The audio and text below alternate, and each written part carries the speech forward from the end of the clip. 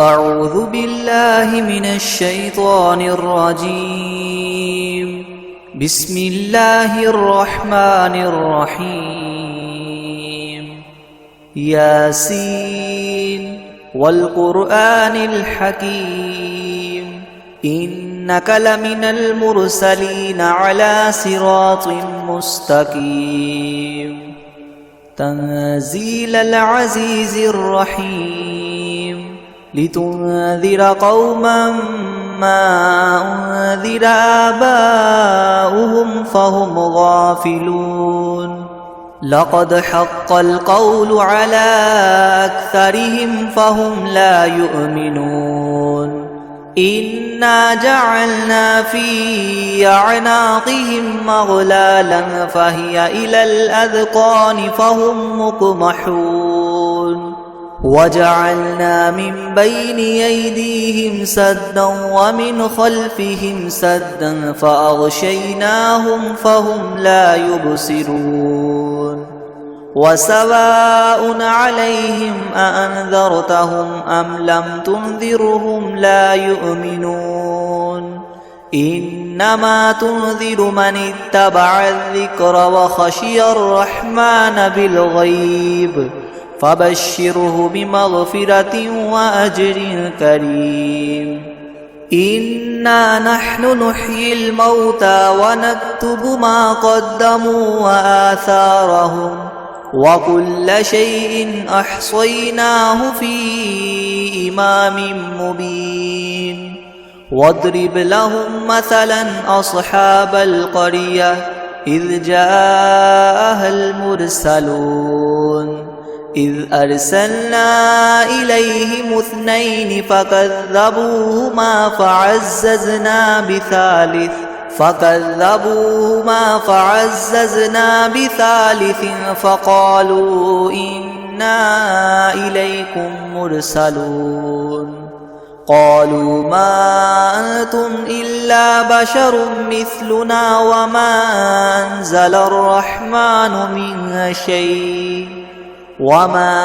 أنزل الرحمن من شيء إن أنتم إلا تكذبون قالوا ربنا يعلم إنا إليكم لمرسلون وما علينا إلا البلاغ المبين قالوا إنا تطيرنا بكم لئن لم تنتهوا لنرجمنكم وليمسنكم منا عذاب أليم قالوا طائركم معكم أئن ذكرتم بل أنتم قوم مسرفون وجاء من أقصى المدينة رجل يسعى قال يا قوم اتبعوا المرسلين أتبعوا من لا يسألكم أجرا وهم مهتدون وما لي لا أعبد الذي فطرني وإليه ترجعون أأتخذ من دونه آلهة إن يردني الرحمن بدر لتغن عني شفاعتهم شيئا ولا ينقذون إني إذا لفي ضلال مبين إني آمنت بربكم فاسمعون قيل ادخل الجنة قال يا ليت قومي يعلمون بما غفر لي ربي وجعلني من المكرمين وما أنزلنا على قومه من بعده من جند من السماء وما كنا منزلين إن كانت إلا صيحة واحدة فإذا هم خامدون يا حسرة على العباد ما يأتيهم من رسول إلا كانوا به يستهزئون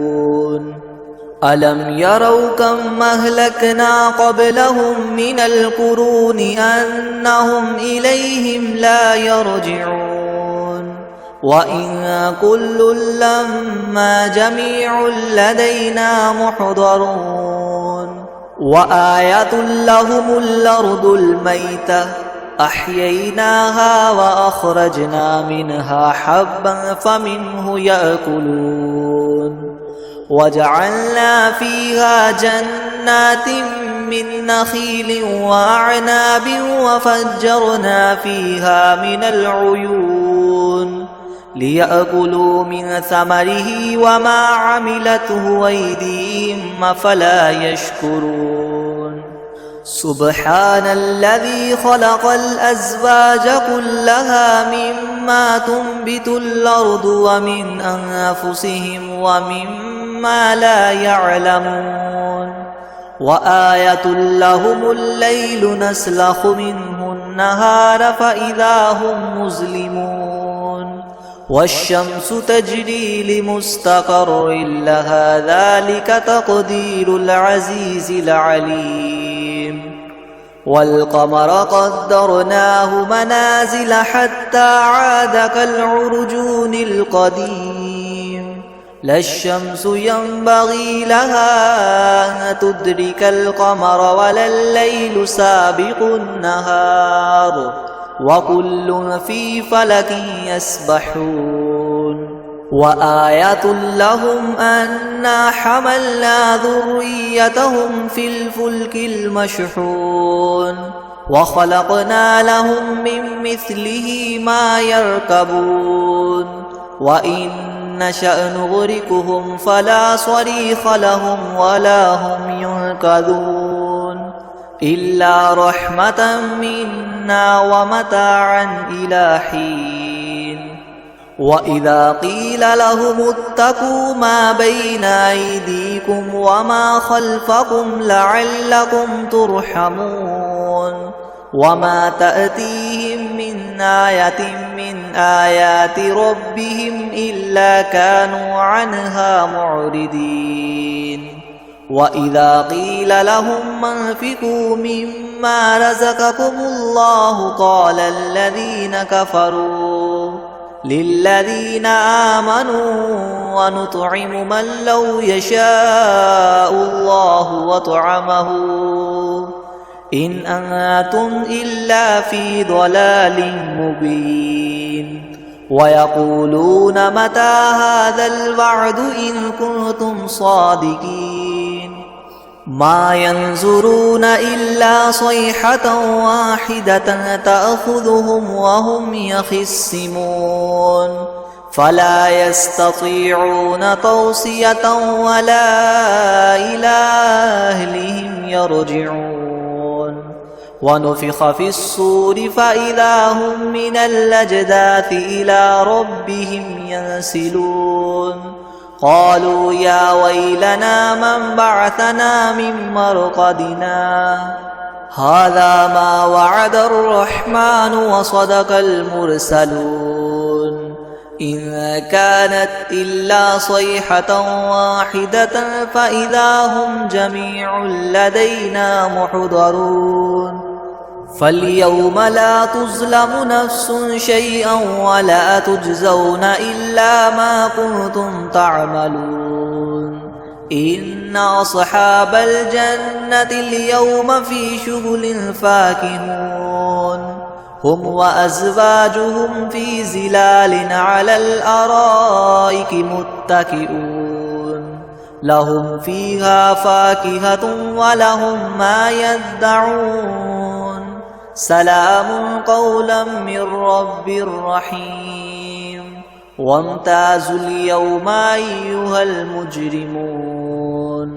ألم أعهد إليكم يا بني آدم ألا تعبدوا الشيطان إنه لكم عدو مبين وأن اعبدوني هذا صراط مستقيم ولقد أضل منكم جبلا كثيرا أفلم تكونوا تعقلون هذه جهنم التي كنتم توعدون اصلوها اليوم بما كنتم تكفرون اليوم نختم على أفواههم وتكلمنا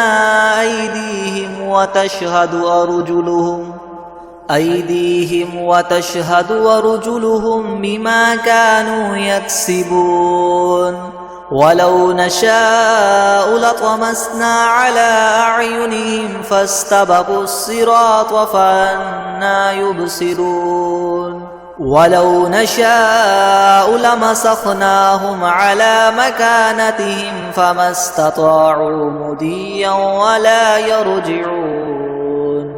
ومن نعمره ننكسه في الخلق أفلا يعقلون وما علمناه الشعر وما ينبغي له إن هو إلا ذكر وقرآن مبين لينذر من كان حيا ويحق القول على الكافرين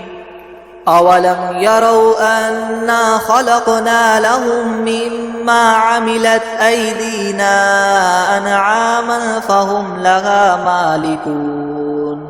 وذللناها لهم فمنها ركوبهم ومنها يأكلون ولهم فيها منافع ومشارب أفلا يشكرون واتخذوا من دون الله آلهة لعلهم ينصرون لا يستطيعون نصرهم وهم لهم جند محضرون فلا يحزنك قولهم إنا نعلم ما يسرون وما يعلنون أولم ير الإنسان أنا خلقناه من نطفة فإذا هو خصيم مبين وضرب لنا مثلا ونسي خلقه قال من يحيي العظام وهي رميم قل يحييها الذي ينشأها أول مرة وهو بكل خلق عليم الذي جعل لكم من الشجر الأخضر نارا فإذا أنتم منه توقدون أوليس الذي خلق السماوات والأرض بقادر على أن يخلق مثلهم بلى وهو الخلاق العليم إنما أمره إذا أراد شيئا أن يقول له كن فيكون فسبحان الذي بيده ملكوت كل شيء وإليه ترجعون بسم الله الرحمن الرحيم الرحمن علم القرآن خلق الإنسان علمه البيان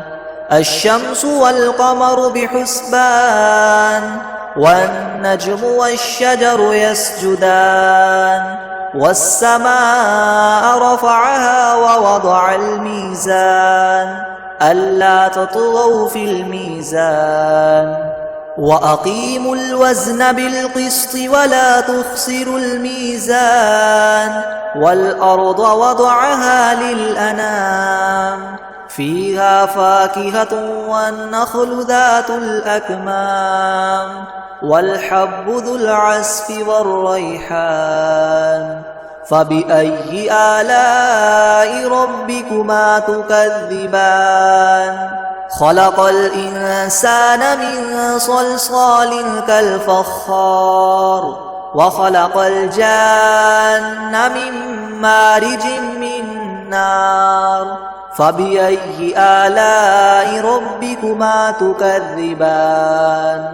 رب المشرقين ورب المغربين فبأي آلاء ربكما تكذبان مرج البحرين يلتقيان بينهما برزخ لا يبغيان فبأي آلاء ربكما تكذبان يخرج منهما اللؤلؤ والمرجان فبأي آلاء ربكما تكذبان وله الجوار المنشآت في البحر كالأعلام فبأي آلاء ربكما تكذبان كل من عليها فان ويبقى وجه ربك ذو الجلال والإكرام فبأي آلاء ربكما تكذبان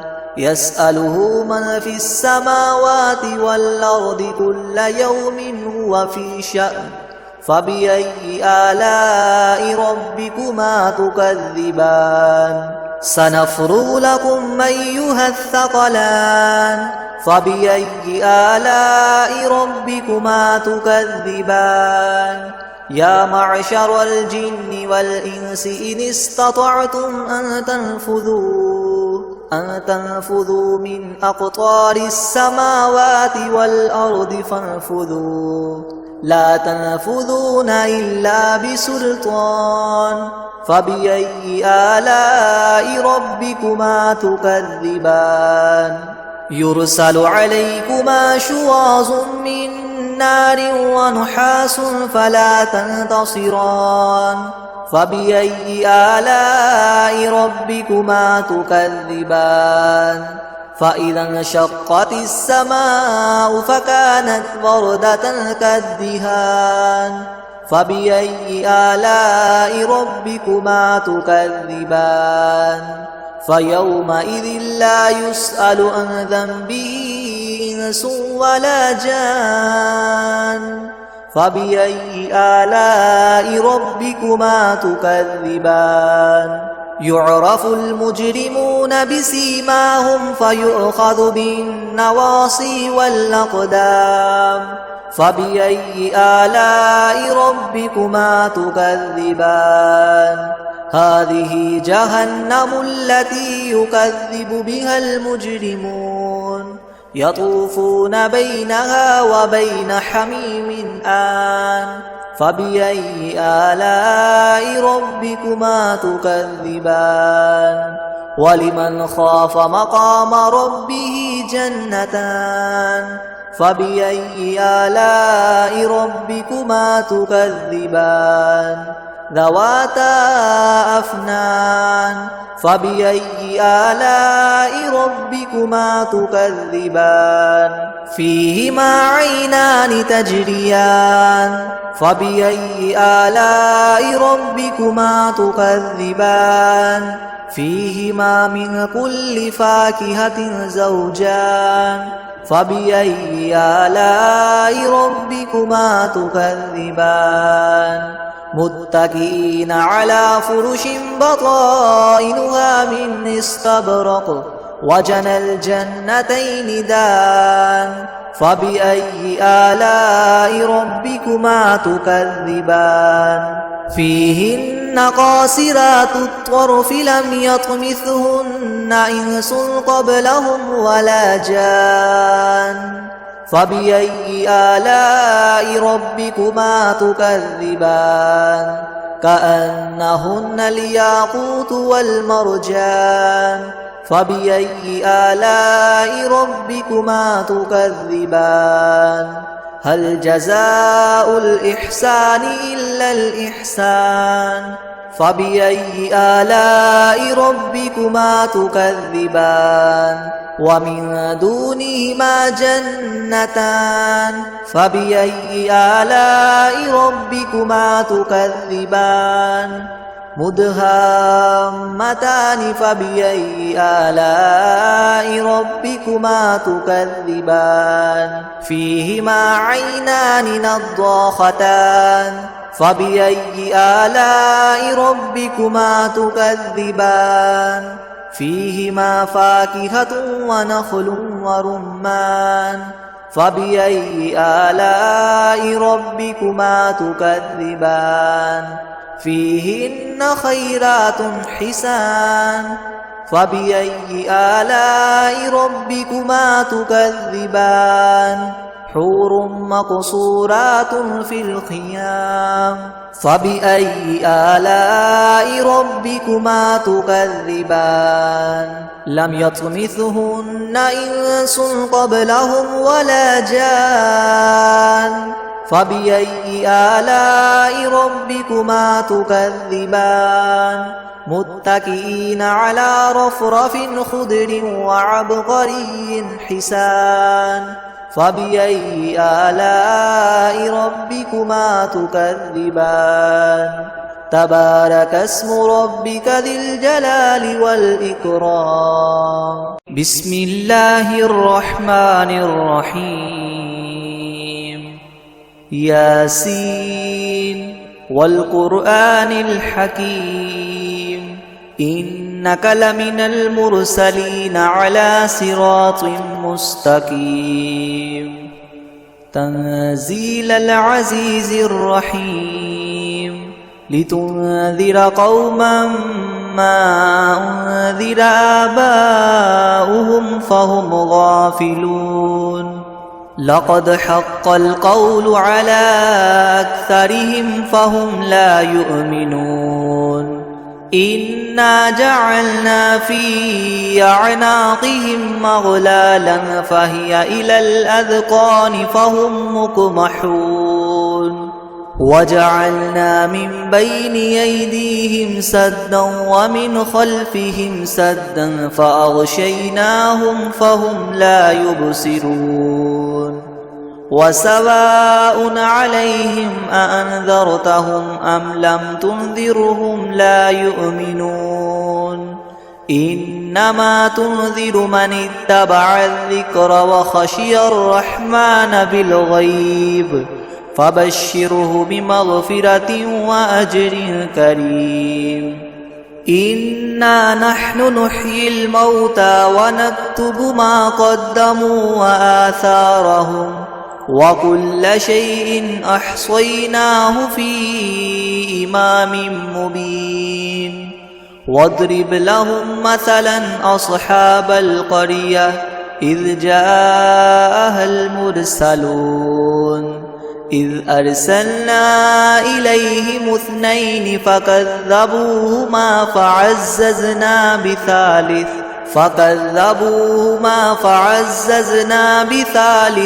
فقالوا إنا إليكم مرسلون قالوا ما أنتم إلا بشر مثلنا وما أنزل الرحمن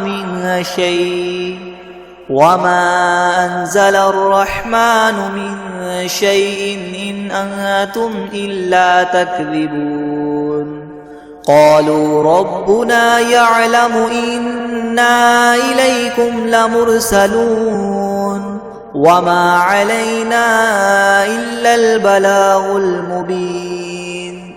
قالوا إنا تطيرنا بكم لئن لم تنتهوا لنرجمنكم وليمسنكم منا عذاب أليم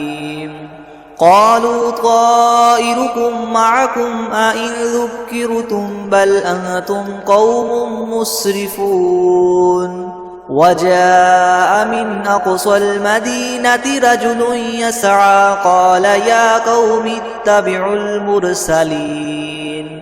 اتبعوا من لا يسألكم أجرا وهم مهتدون وما لي لا أعبد الذي فطرني وإليه ترجعون أأتخذ من دونه آلهة إن يردني الرحمن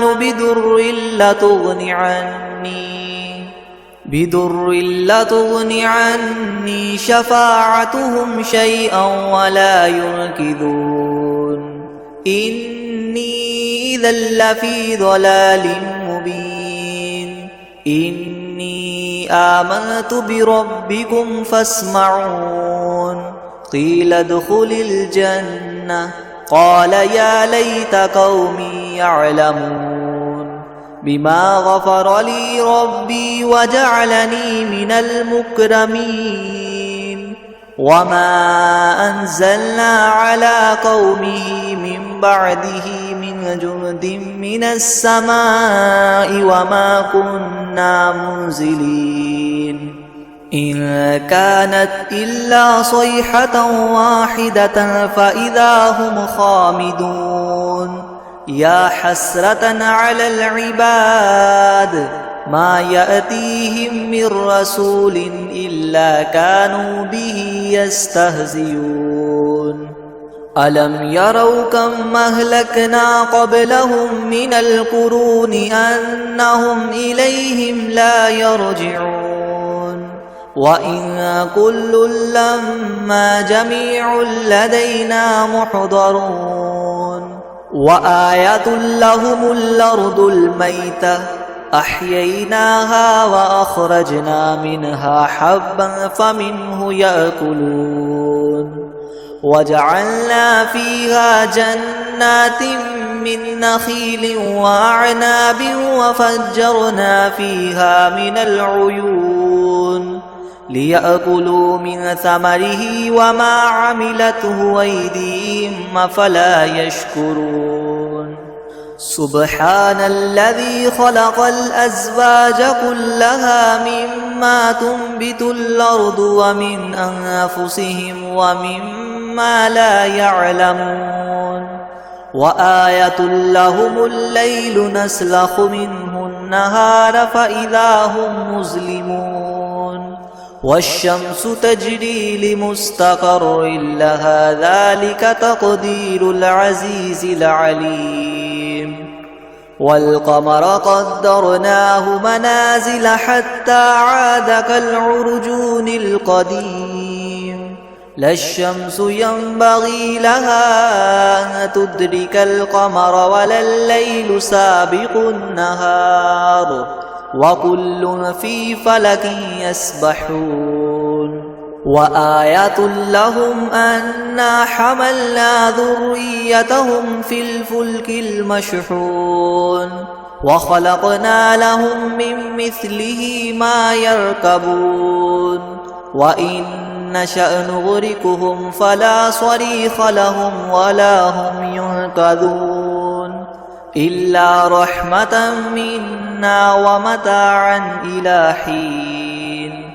وإذا قيل لهم اتقوا ما بين أيديكم وما خلفكم لعلكم ترحمون وما تأتيهم من آية من آيات ربهم إلا كانوا عنها معرضين وإذا قيل لهم انفقوا مما رزقكم الله قال الذين كفروا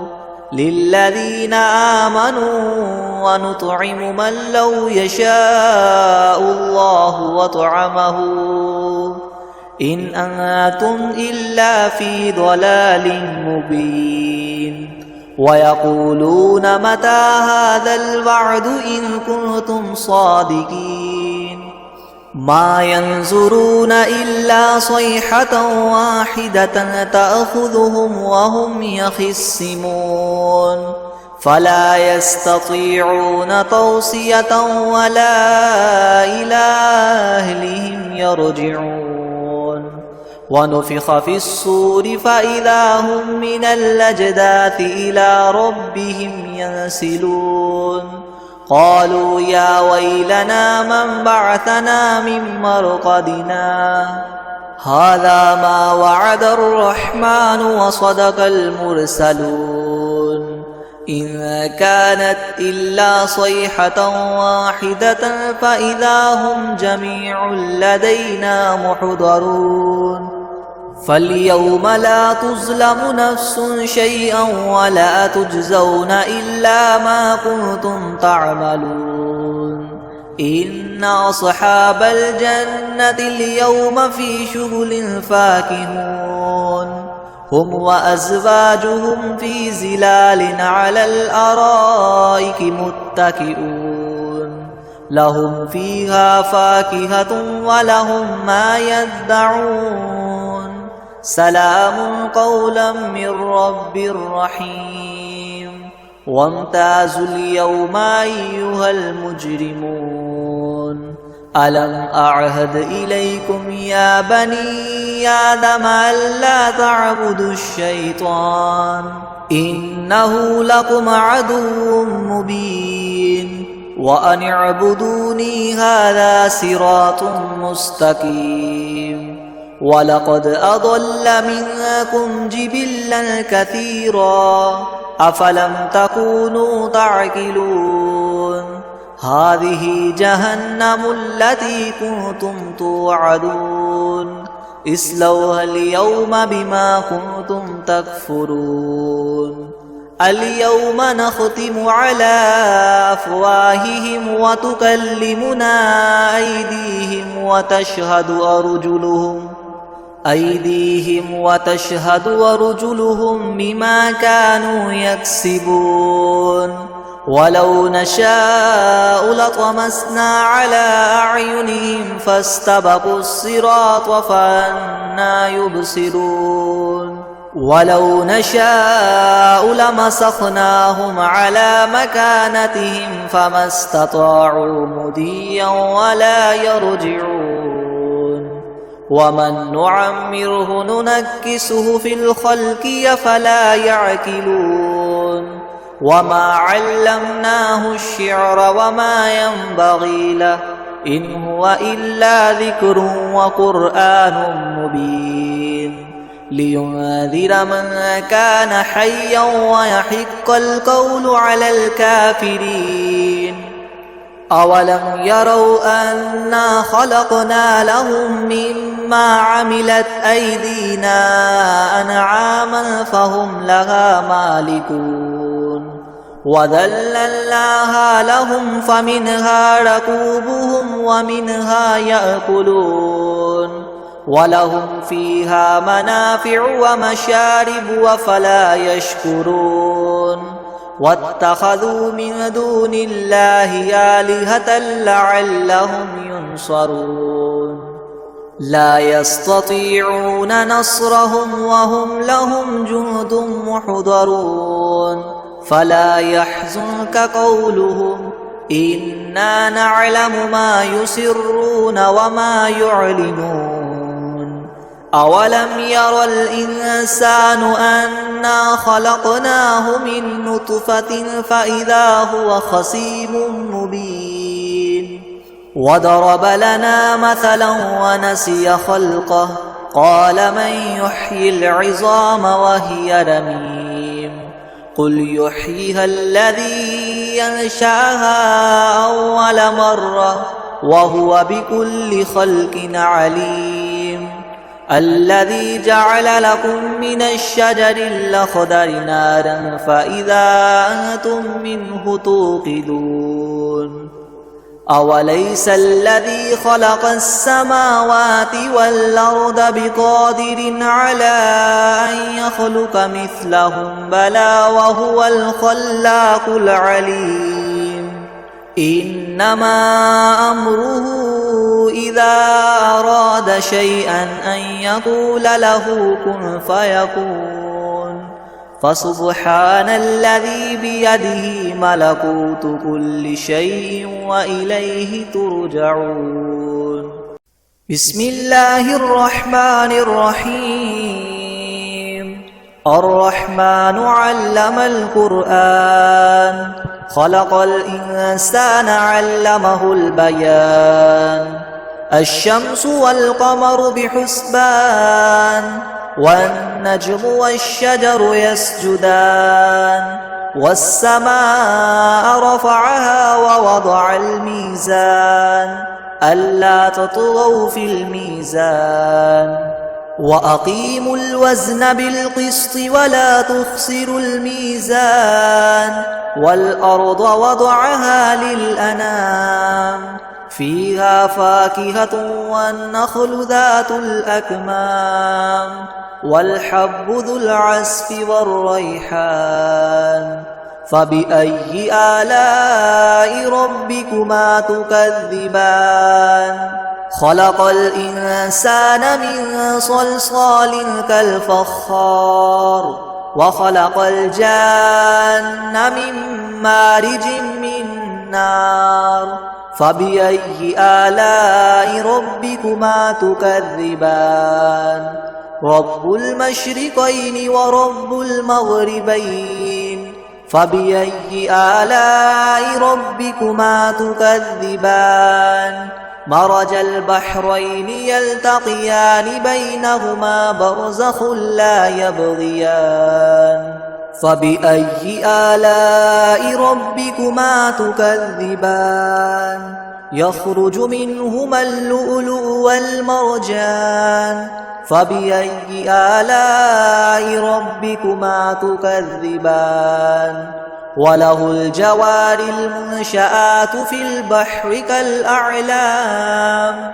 فبأي آلاء ربكما تكذبان كل من عليها فان ويبقى وجه ربك ذو الجلال والإكرام فبأي آلاء ربكما تكذبان يسأله من في السماوات والأرض كل يوم هو في شأن فبأي آلاء ربكما تكذبان سنفرغ لكم أيها الثقلان فبأي آلاء ربكما تكذبان يا معشر الجن والإنس إن استطعتم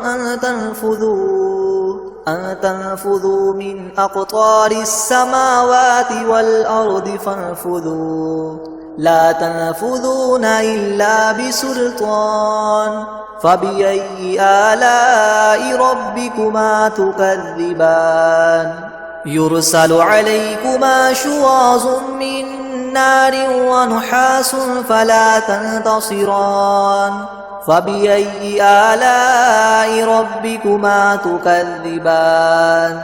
فإذا انشقت السماء فكانت وردة كالدهان فبأي آلاء ربكما تكذبان فيومئذ لا يسأل عن ذنبه إنس ولا جان فبأي آلاء ربكما تكذبان يعرف المجرمون بسيماهم فيؤخذ بالنواصي والأقدام فبأي آلاء ربكما تكذبان هذه جهنم التي يكذب بها المجرمون يطوفون بينها وبين حميم آن فبأي آلاء ربكما تكذبان ولمن خاف مقام ربه جنتان فبأي آلاء ربكما تكذبان ذواتا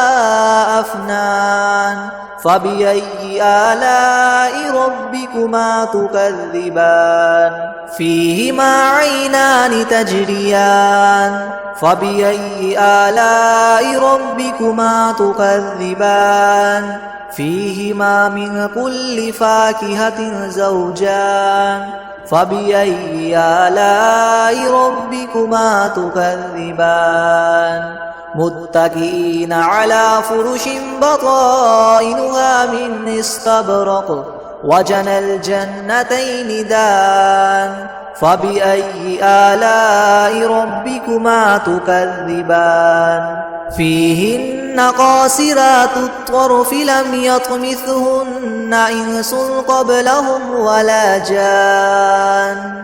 فبأي آلاء ربكما تكذبان كأنهن الياقوت والمرجان فبأي آلاء ربكما تكذبان هل جزاء الإحسان إلا الإحسان فبأي آلاء ربكما تكذبان ومن دونهما جنتان فبأي آلاء ربكما تكذبان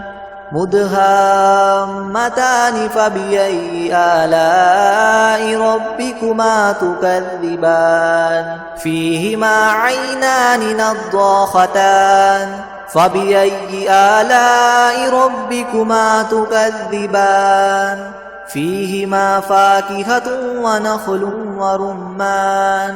فبأي آلاء ربكما تكذبان فيهن خيرات حسان فبأي آلاء ربكما تكذبان حور مقصورات في الخيام فبأي آلاء ربكما تكذبان لم يطمثهن إنس قبلهم ولا جان فبأي آلاء ربكما تكذبان متكئين على رفرف خضر وعبقري حسان فبأي آلاء ربكما تكذبان